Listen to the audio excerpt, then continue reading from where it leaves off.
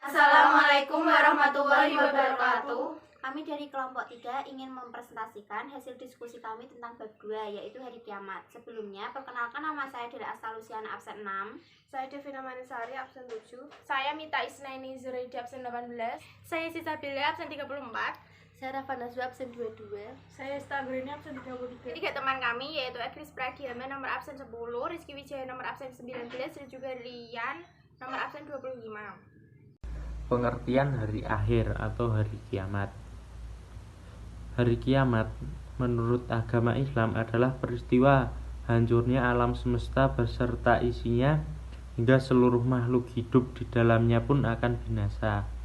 Beriman dan meyakini akan adanya hari akhir atau hari kiamat adalah termasuk rukun iman yang kelima.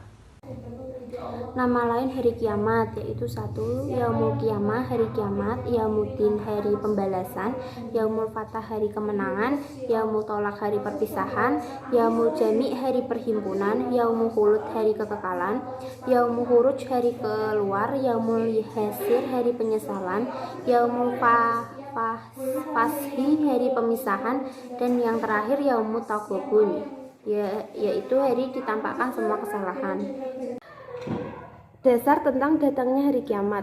Pertama, dalil nakli. Dalil nakli berisi tentang kepastian datangnya hari kiamat, yaitu diantaranya A. Quran surat Al-Hajj ayat 7 yang berbunyi A'udzubillahi minasyaitonirrajim, Bismillahirrahmanirrahim, wa annas sa'ata atiyatul la raiba fiha wa anna Allaha yab'atsu man fil kubur, yang artinya, dan sesungguhnya hari kiamat itu pastilah datang, tak ada keraguan padanya, dan bahwasanya Allah membangkitkan semua orang di dalam kubur.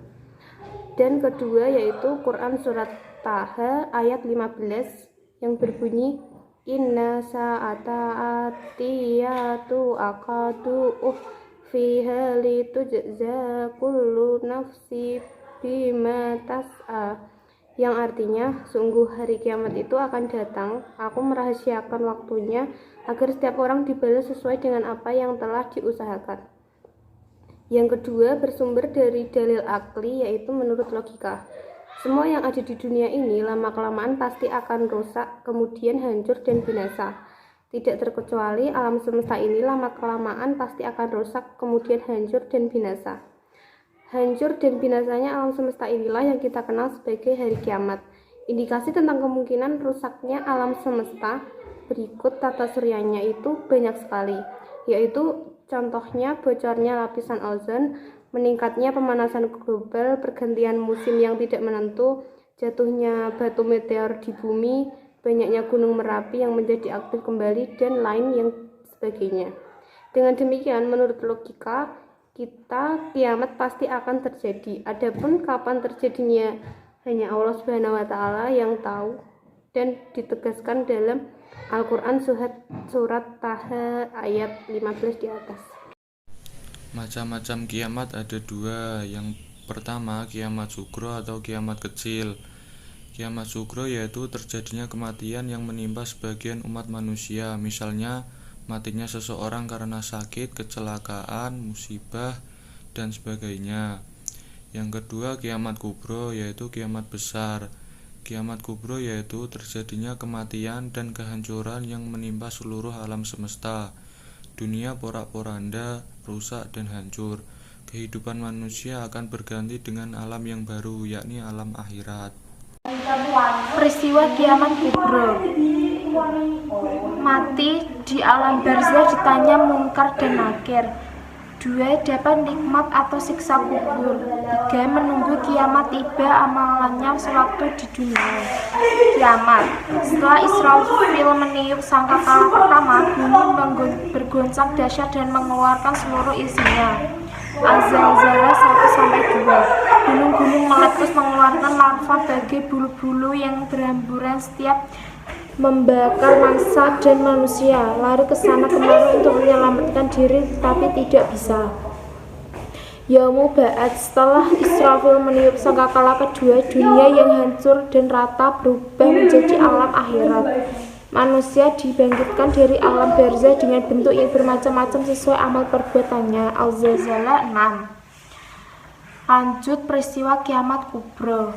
Yaumul Mahsyar, hari dikumpulkannya manusia di padang mahsyar untuk mempertanggungjawabkan amal perbuatannya. Sebelum dimintai pertanggungjawaban terlebih dahulu, mereka menerima buku catatan masing-masing. Saat dimintai pertanggungjawaban, semua amal yang tercatat dalam buku catatan manusianya dapat bersaksi dengan tangan, kaki, dan mulut terkunci. Yaumul Mizan, hari ditimbangnya amal baik dan buruk manusia. Setelah diperiksa, amal manusia disebut pilih antara yang baik dengan yang buruk, kemudian ditimbang pada sebuah timbangan yang bernama mizan. Jika pertimbangan amal baiknya lebih berat, akan masuk ke tempat yang sangat memuaskan yang penuh ridha Allah, yaitu surga. Sedangkan siapa yang timbang amal buruknya lebih ringan, amal buruk masuk neraka atau hawizah. Yaumul Siraj, proses pembalasan amal manusia dimulai dari Siratal Mustaqim.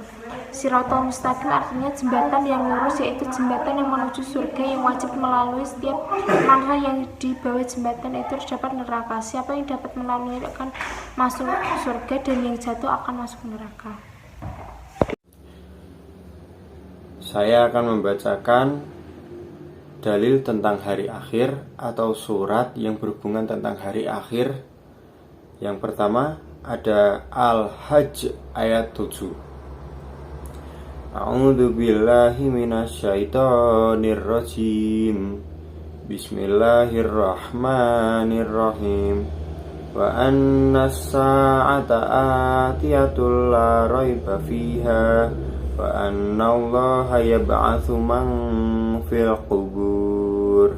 Yang artinya, dan sungguh hari kiamat itu pasti datang, tidak ada keraguan padanya, dan sungguh Allah akan membangkitkan siapapun yang di dalam kubur. Kemudian juga tertera dalam Quran surat Al-Qari'ah ayat 1-5 yang bunyinya Bismillahirrahmanirrahim. Al-Qari'ah mal Qari'ah wa ma adraka mal Qari'ah yauma yakunun nasu kal farashil mabthuth wa takunul jibalu kal aihnil manfus. Yang artinya, hari kiamat, apakah hari kiamat itu? Dan tahukah kamu apakah hari kiamat itu? Pada hari itu, manusia seperti laron yang bertebangan, dan gunung-gunung seperti bulu yang dihambur-hamburkan. Tanda-tanda kiamat sugro. 1. Banyak wanita telah melahirkan tuannya. 2. Banyak penggembala onta berlomba-lomba dalam meningkat bangunan. 3. Lenyapnya ilmu pengetahuan, meluasnya kebodohan. 4. Banyaknya minuman khamr dan perzinaan terjadi secara terang-terangan. 5. Pendeknya waktu, artinya orang merasakan betapa cepatnya waktu berjalan. 6. Berkurangnya amal. Banyak terjadi gempa, munculnya berbagai fitnah. 7. Banyaknya pembunuhan, orang-orang sama bermegah-megahan dalam gedung-gedung yang menjulang tinggi.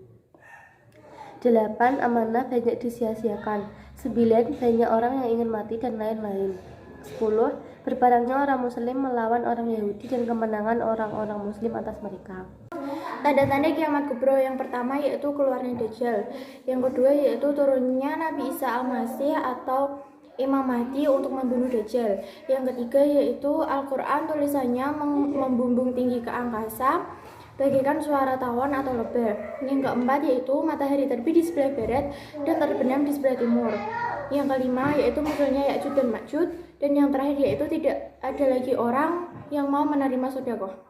Fungsi iman kepada hari akhir adalah, di antara hikmah beriman kepada hari akhir adalah lebih mendekatkan diri kepada Allah Subhanahu wa taala. 2. Mendorong untuk berperilaku baik. 3. Berani dalam membela kebenaran dan rela berkorban. 4. Mengendalikan diri dari berbuat sesuatu yang dibenci maupun dilarang oleh Allah. 5. Senantiasa minta ampun atau istighfar kepada Allah Subhanahu wa taala.